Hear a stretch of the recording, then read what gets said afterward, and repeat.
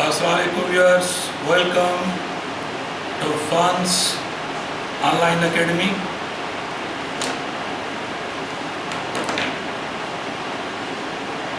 Today we are starting from second chapter, second year, chapter number 11, which is about the heat. Chapter 11,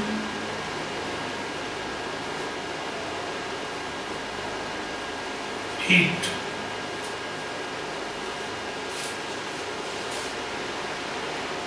गर्माइश या गर्मी।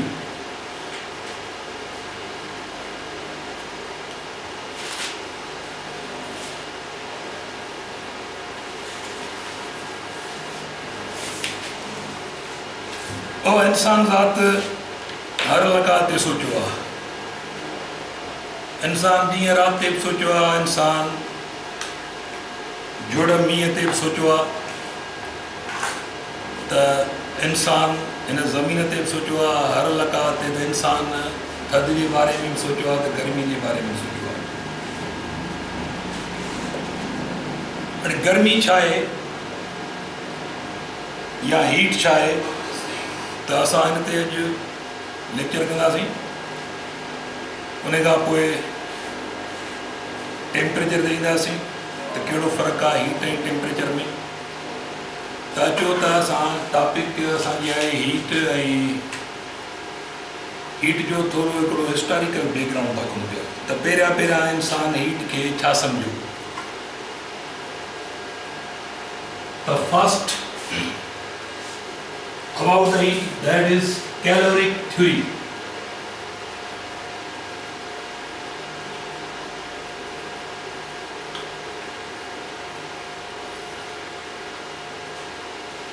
Caloric theory heat जे बारे में हिकिड़ो कैलोरिक नज़रियो आहे। हीट बेसिकली हीट त एनर्जी आहे, पर पहिरियां छा सम्झो, इंसान हीट खे सब्सटेंस तौरु सम्झो।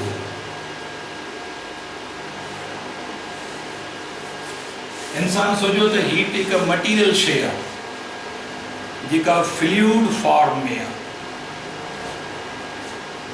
मिसाल का बॉडी आहे त पहिरियां जेको इंसान जो एतबार हो ऐं जेका सोच वीचार हुआ हीअ ई त बाबा जीअं फ़र्ज़ु कयो कि ठिकर जे थाम में अंदरि पाणी एब्ज़ॉर्ब थींदो आहे, ठिकर जे तां पाणी चूसींदो आहे, या हिकु जेकर तव्हां सिर खणो, पकल सिर, उहा पाणी में विझिबी त पाणी हुन में दाख़िल थी वेंदो। अहिड़े नमूने सां हिकु अहिड़ी शइ जेका शयुनि में अंदरि दाख़िल थी वञे। मिसाल हिकिड़ो ब्लॉक आहे त पहिरां इहो तसवुरु कयो वियो त हीट हिकु अहिड़ी शइ आहे जंहिंखे नालो ॾिनो वियो कैलोरिक, ऐं उहा शइ जिस्मनि में अंदरि दाख़िल थी वञे। ऐं जंहिं जिस्म में घणी दाख़िल थी थिए उहा कैलोरिक नाले शइ, उहा शइ वधीक हार्ड साबित थी थिए। एतिरे क़द्रु जो मेथड ऑफ मिक्सचर, मिसाली हिकिड़ो कंटेनर आहे, हुन में पाणी आहे, जेकर असां हिकु इहो heart ball, red heart ball करे असां पाणीअ में लायूं था, त साइंटिस्टनि जो इहो एतबार हो त हिन हार्ट बॉल मां कैलोरिक नाली शइ इहा निकिरी थी वञे जेका पाणीअ में शामिल थी वञे, ऐं पाणी पोइ गरम थो थिए। माना पाणी इन करे गरम थियो जो हुन में हिकु कैलोरिक नाले सब्सटेंस दाख़िल थियो ऐं सॼो पाणी गरम थी वियो। त इहो मेथड ऑफ मिक्सचर जेको उन ते बि इहो ई एतबार हो त बाबा हिकु शइ मां ॿी शइ निकिरे थी, जंहिं शइ वटि वधीक कैलोरिक आहे उहा पंहिंजी कैलोरिक ख़ाली थी करे ऐं उन सां कॉन्टेक्ट में जेका ॿी शइ आहे उहा कैलोरिक उन तरफ़ हली थी वञे, हुन में एब्ज़ॉर्ब थी वञे, उहा शइ गरम थी वञे। हाणे अहिड़े क़िस्म जा ख़्याल पेश थिया। तो ज़ाहिर आहे हिकिड़ी थ्योरी नज़रियो हो, पोइ साइंटिस्ट लॻी विया वो इन्हें कैलोरिक नाली शे खे असां तलाश कयूं, हिन खे strange समझूं। This caloric substance given different types of characteristics. For example, caloric नाली चे वियो त भाई weightless शे का या कलरलेस शे, कलरलेस सब्सटेंस को माना न इनके वजन आ न इनके कलर आ, नई वरी इनकी का खास शिकिल आ, ऑर्डरलेस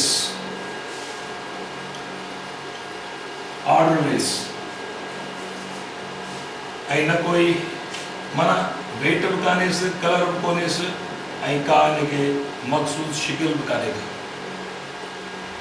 पर शे ज़रूर है जेका शयुनि में दाख़िल थी वञे थी पई। ऐं कैलोरिक जेकर हिन भित में वधिक कैलोरिक दाख़िल थींदी त भित वधीक गरम थींदी, इहो ख़्याल हो। तो साइंटिस्ट लगी आहे त पोइ हिन कैलोरिक नाले शे खे तलाश कजे, पर उन जूं जेके ख़ासियतूं ॼाणायूं वयूं त उहा वेटलेस बि आहे, कलरलेस बि आहे, ऑर्डरलेस बि आहे, पर आहे ज़रूरु का शे। उन वक़्त जे दुनिया के मुख़्तलिफ़ साइंटिस्टनि में इहा ॻाल्हि पहुची चुकी हुई ऐं सभु को पंहिंजी मञता लाइ इन कैलोरिक नाले शे के तलाश में लगी हो। जर्मनी में हिकिड़ो साइंटिस्ट हो काउंट रमफोर्ड। काउंट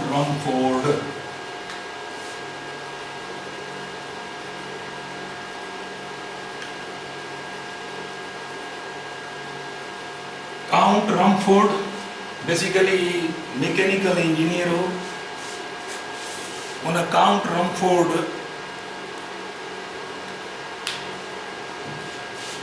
जर्मनी में इनके नौकरी हुई, स्पेशली जिते तोबू ठहंदियूं कैनन्स,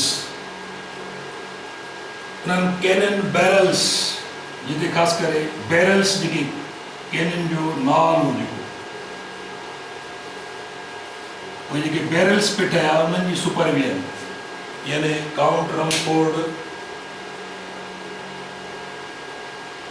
जे रुक जे कारखाने में हो, उते ये कैनन्स ठाहियूं पई ऐं कैनन्स में स्पेशली जेको नाल हो बैरल हो त ये रुक जा वॾा वॾा सिलेंडर आ, सॉलिड सिलेंडर्स, पोइ उन्हनि में अंदरि ड्रिलिंग थींदी, ड्रिल मशीन, हिन में अंदरि ड्रिल मशीन,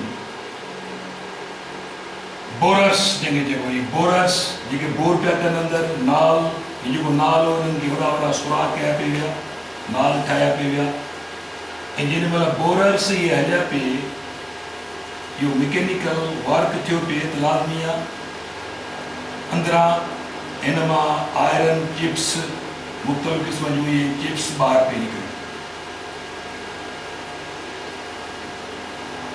ज़ाहिर इंतिहाई हिकिड़ो हीटिंग सिस्टम हो, त हीट पैदा थी रही आहे, हीअ ड्रिल मशीन जीअं हले पई त लाज़मी आहे हीअ रेड हार्ड थी पई वञे। रेड हार्ड थियण जे करे ज़ाहिर आहे मथां कोल्ड वाटर, थधो पाणी मुसलसल जेको आहे सो उहो बि ड्रेन कयो पियो वियो, मथां शावर कयो पियो वियो, हेॾा चिप्स बि तमामु हार्ड चिप्स बि खारिज थी रहियूं। त काउंट रमफोर्ड हिन बैरल जो बि बारीक बीनीअ सां मुशाहिदो कयो। He also observed that these microscopic chips, ये जेके चिप्स पे निकिरनि उन्हनि जो मुशाहिदो कयो। उन खां पोइ इहा फिरंदड़ जेका ड्रिली जेका होल पई करे इहा बि रेड हार्ड पई थिए, इन जो मुशाहिदो कयईं, इन बैरल जो मुशाहिदो कयईं। उन खां पोइ हिन जी जांच पड़ताल, जेकी चिप्स पयूं निकिरनि इन जी जांच पड़ताल, ऐं उन खां पोइ जेको थधो पाणी मथां शावर पियो थियो, इहो थधो पाणी वरी हॉट वाटर में जेको आहे सो कन्वर्ट पियो थियो, उन हॉट वाटर जी मुनाबियास पियो कयो। त अहिड़े नमूने सां हीउ बैरल पियो गरम थिए, इन जो बि हुन जांच पड़ताल कई, बोरर जी जांच पड़ताल कई, चिप्स जी जांच पड़ताल कई, ऐं मथां जेको पाणी शावर कयो पियो वियो उन खां पोइ उहो पाणी हॉट पियो थिए त उनजो हुन बारीक बीनीअ सां इन्वेस्टिगेट कयो सभिनी शयुनि खे. After investigation, he find out that there is no any substance which causes the heating, which causes heat this total system. उनखे का बि अहिड़ी शइ कान थी त को कैलोरिक नाले का शइ अचे थी जेका हिनखे बि गरम थी करे, नाल खे बि गरम थी करे, चिप्स बि गरम थियूं थियनि, पाणी बि गरम थो थिए. जेको आइडिया पहिरियां हो त मिस्टर काउंट रमफोर्ड ही totally reject the caloric theory. हिन कैलोरिक थ्योरी खे रिजेक्ट करे छॾियो ऐं हुन साबित कयो त जेका हीट पैदा थी रही आहे बेसिकली हुनजो रीज़न छा आहे. हुनजो रीज़न आहे ही जेको मैकेनिकल वर्क थी रहियो आहे, जेको बोरर जेको घुमी रहियो आहे, जेको ड्रिलिंग करे रहियो आहे, जेको बोर करे रहियो आहे, इहो मैकेनिकल वर्क थी रहियो आहे. This mechanical work converts into heat energy. Therefore, Count Rumford totally rejected the caloric theory. He announced that caloric is nothing. It's not a substance. It's false idea. It's false theory. Now, what is heat then? He announced that heat is form of energy which converts from mechanical work. Now mechanical work converts into heat energy. Therefore, heat is nothing, it's not a substance. This caloric theory was completely rejected. Now, heat is a form of energy. Heat is not a substance. Achudani, modern concept chai. What is modern idea about the heat?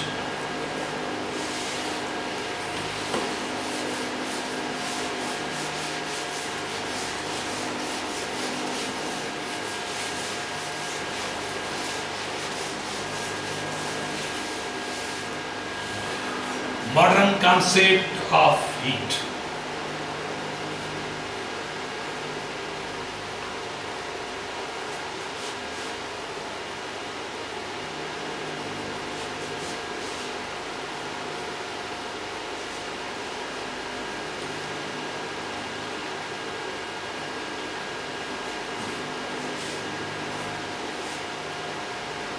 Heat is form of energy.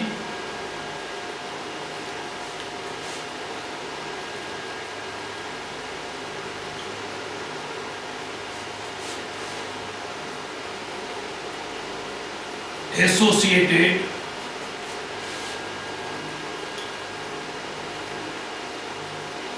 with molecular motion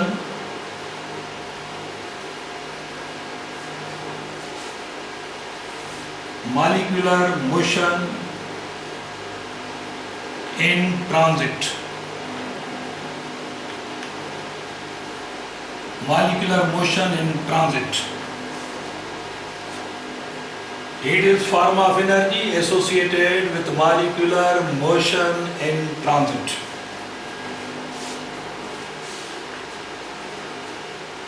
Now let us understand that what we mean by molecular motion in transit. Also असांखे ख़बर आहे त हर object यानी हर शइ molecule जी ठहियल आहे, मालिक्यूल्स एटम्स जा ठहियल आहिनि. हाणे फ़र्ज़ु कयो ही हिकिड़ो ऑब्जेक्ट आहे, ही फ़र्ज़ु कयो मालिक्यूल्स आहे.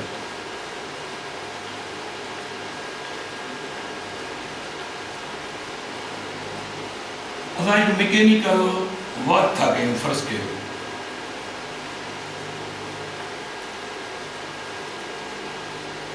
तव्हांखे ख़बर आहे तव्हां जॾहिं कंहिं शइ खे रब कंदा आहियो ॿ शयूं हिक ॿिए सां फ्रिक्शन में आणींदा आहियो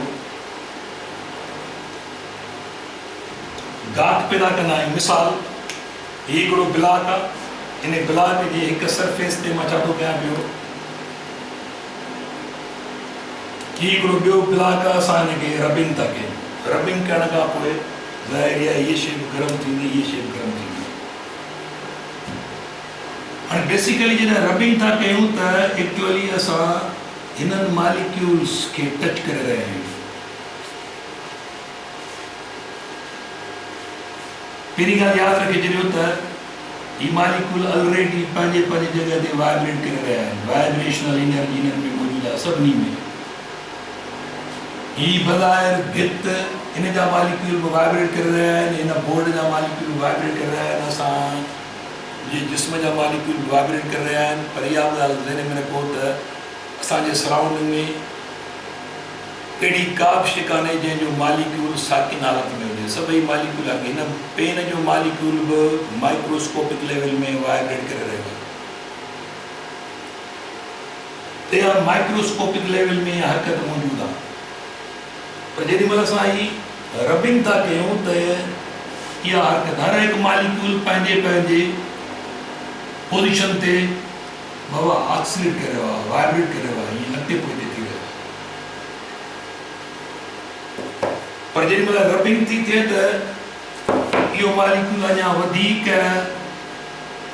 माना पंहिंजे पोज़ीशन खां अॻिते पोइ वधीक परे थो वञे ॿिए लफ़्ज़नि में इहो अञा वधीक परे वेंदो जेतिरो तव्हां वधीक रबिंग कंदो ओतिरो ही मालिक्यूल वधीक परे वेंदा त लाज़मी हाणे परे वेंदा त उन्हनि सां नेबरिंग मालिक्यूल त टच में आहिनि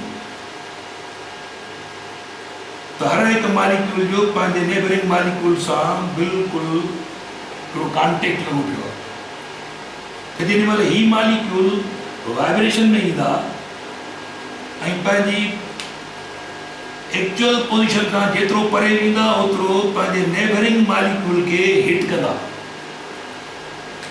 हाणे ही वधीक हिट कंदो हिनखे माना ॿिए लफ़्ज़नि में हिन मालिक्यूल जी हरकत हाणे हिन मालिक्यूल खे डिस्टर्ब कंदी हर हिकु मालिक्यूल पंहिंजे नेबरिंग मालिक्यूल खे पंहिंजी हरकत ट्रांसफर कंदो त नेबरिंग मालिक्यूल वरी पंहिंजे नेबरिंग मालिक्यूल खे लाज़मी आहे डिस्टर्ब कंदो हाणे जेकॾहिं इहा ॻाल्हि तव्हां सम्झो था त हिकु हिकु मालिक्यूल पंहिंजे नेबरिंग मालिक्यूल खे डिस्टर्ब कंदो थो वञे उनजी हरकत वधाईंदो थो वञे उनखे पंहिंजी असुल पोज़ीशन खां वधीक अॻिते पोइते कंदो थो वञे हाणे इहा हरकत थी वधे पई अॻिते हीउ मालिक्यूल हितां वारो हेसि ताईं न आयो आहे पर हिन मालिक्यूल जी हरकत हेसि ताईं पहुती आहे इहा जेका हरकत अॻिते थी वञे पर मालिक्यूल अॻिते कोन था वञनि इहो Now, this phenomena is called molecular motion in transit. यो molecular motion transition में है मालिक्यूल जी हरकत अॻिते थी वञे ये मिसाल मां तव्हांखे ॾियां त ही हिकिड़ा ब्लॉक ही वर्टिकल हिकिड़ियूं सिरूं तव्हां कॾहिं खेॾिया हूंदो ही सिरूं हिक ॿिए जे क़रीब क़रीब रखंदा वञो तव्हां जेॾी महिल हिक सिर खे किरायो था त इहा सिर वरी ॿिए किथे किराए इहा टीह किथे किराए ईअं हितां वारी सिर हेसि ताईं न पहुती पर हितां वारी सिर जी हरकत अॻिते वई इहो मोशन ट्रांजिट थियो Now here in microscopic level the motion of molecules is in transit अॻिते वधी रहियो आहे मोशन अॻिते वधी रहियो आहे या हीट फ्लो थी रही है Now this is actual idea of heat. The molecular motion अॻिते वधी रहियो आहे माना या हीट अॻिते वधी रही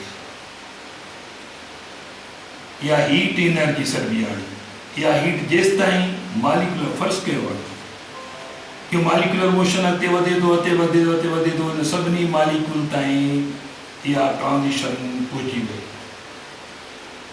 हाणे मालिक्यूलर मोशन हेसि ताईं पहुतो असां छा कयो आहे इहा रबिंग बि असां ख़तमु करे छॾी हाणे मालिकुलर मोशन अॻिते वधियो हिकु एंड खां ॿी एंड ताईं इहा हीट फ्लो थींदी वई, इहा हीट आहे हिन बॉडी में हाणे इहा हीट सर्बी, पर जेॾी महिल इहा ट्रांज़िशन पूरी थी वई त पोइ हीट ख़तमु थी वई। Now there is no heat because molecular transition of molecular motion is stopped. There is no further transition of motion. Now heat is stopped. Heat हाणे हिन बॉडी में हीट न आहे। हर हिकु मालिक्यूल खे पंहिंजी पंहिंजी हरकत हींअर उन जो एम्पलीट्यूड वधी वियो, पर ट्रांज़िशन अॻिते मोशन जो वधणु ख़तमु थी वियो, स्टॉप थी वियो, माना हीट ख़तमु थी वई। हाणे हीट ख़तमु थी वई त असां वरी ॿियो टर्म ॻाल्हाईंदासीं, उहो अचूं था हुन ते बि। पर जेकॾहिं फ़र्ज़ु कयो असां थर्मल कॉन्टेक्ट में हिकु ॿियो ऑब्जेक्ट आहे, there is another object brought into thermal contact, this body A, this body B. When body B becomes in thermal contact with the body A, first कयो तो बॉडी बी जा molecules slow amplitude में है, यानी vibrational motion आहे हिन जो, पर हिन जो वधीक ही पंहिंजे पोजीशन खां वधीक अॻिते पहुची था थियनि, ही घटि अॻिते पहुची था थियनि। हिन मतिलबु आहे त हिननि वटि वाइब्रेशनल मोशन जो एम्पलीट्यूड हिननि वटि घटि आहे, हिननि वधीक आहे। हाणे ॿई मिलायूंसीं, थर्मल कॉन्टेक्ट में आंदियूंसीं ॿई bodies,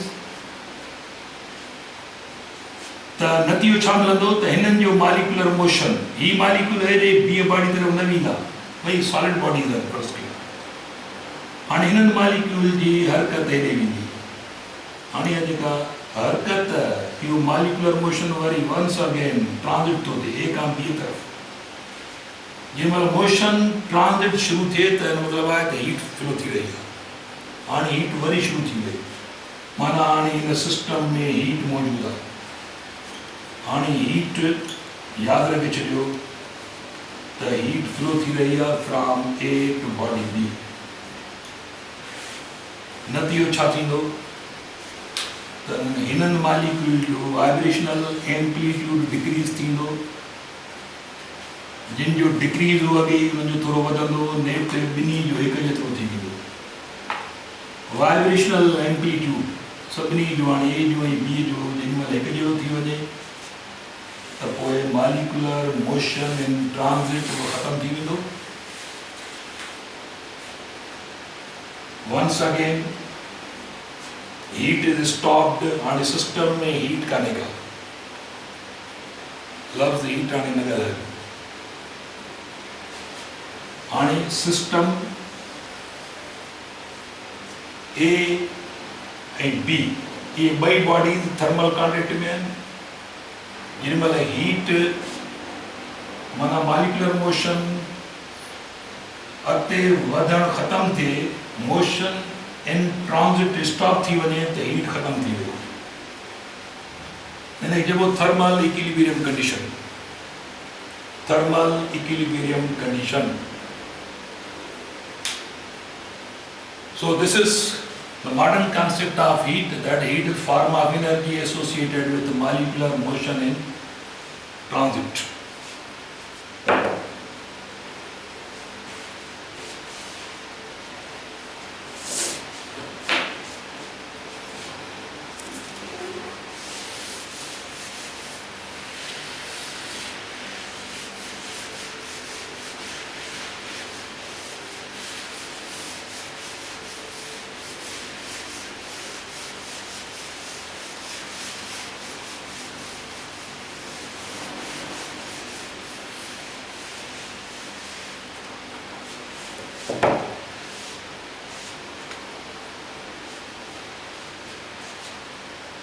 Unit of heat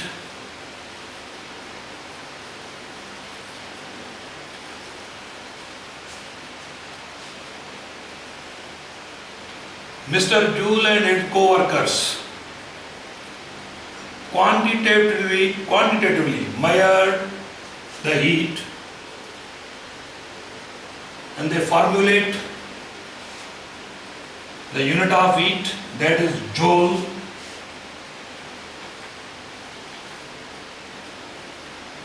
symbolized by capital J.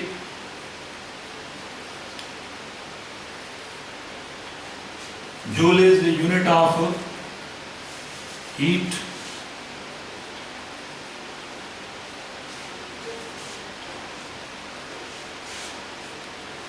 त जूल ऐं हुन जा सागर जेके कमु कंदड़ माण्हू आहे उन्हनि सभिनी गॾिजी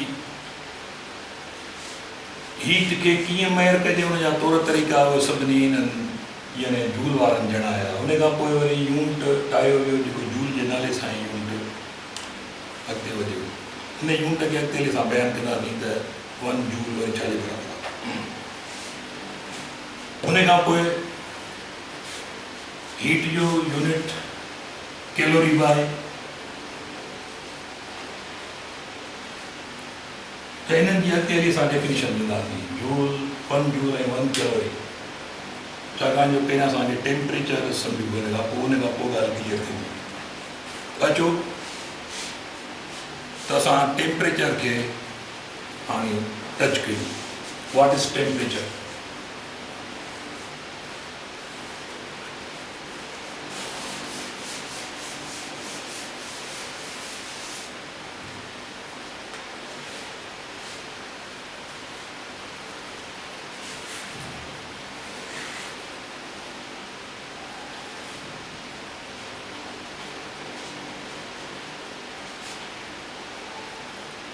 टेम्परेचर यानी गर्मीअ जो दर्जो।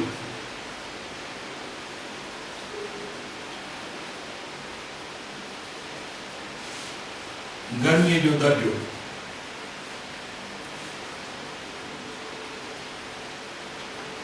it is also called the degree of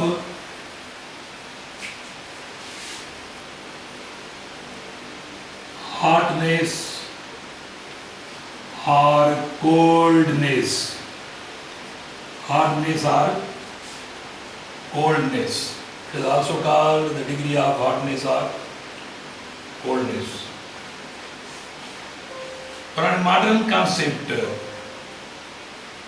according to kinetic molecular theory, according to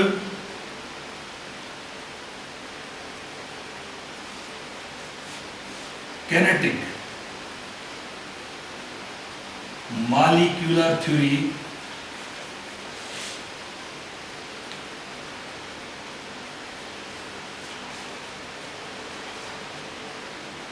the temperature is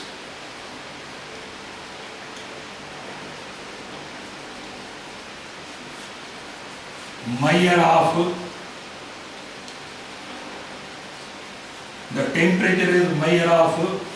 average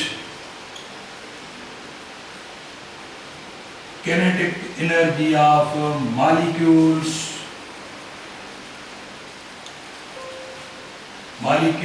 of the body.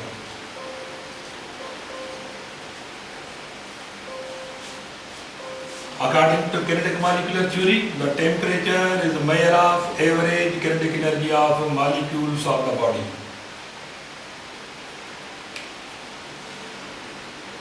और सोनी फर्ज कयो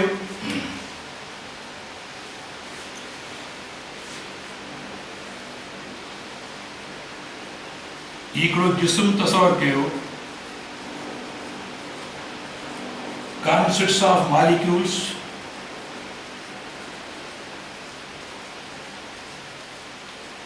ने पाण खे ख़बर आहे त there is molecular attraction, but there is also vibrational motion. हर एक मॉलिक्यूल के पंहिंजे जगह ते मॉलिक्यूलर मोशन आहे ऐं हर एक मॉलिक्यूल हिक ॿिए सां अट्रैक्शन में आहे। हाणे पाण किनेटिक एनर्जी पोटेंशियल एनर्जी पढ़ी ॾिसो पोटेंशियल एनर्जी जेकॾहिं ॿ शयूं जेके पाण खे अट्रैक्ट थियूं कनि तव्हां उन्हनि खे हिक ॿिए खां परे कंदो त तव्हां उन्हनि में पोटेंशियल एनर्जी था भरियो वरी छॾियो त वेझो थी अचनि माना पोटेंशियल वरी कन्वर्ट थी थिए किनेटिक में त अट्रैक्ट कंदड़ शयूं हिक ॿिए खां परे कबियूं त उन्हनि में पोटेंशियल एनर्जी भरबी आहे पर वरी छॾिबो त वापसि थियूं अचनि त माना उहा पोटेंशियल वरी कन्वर्ट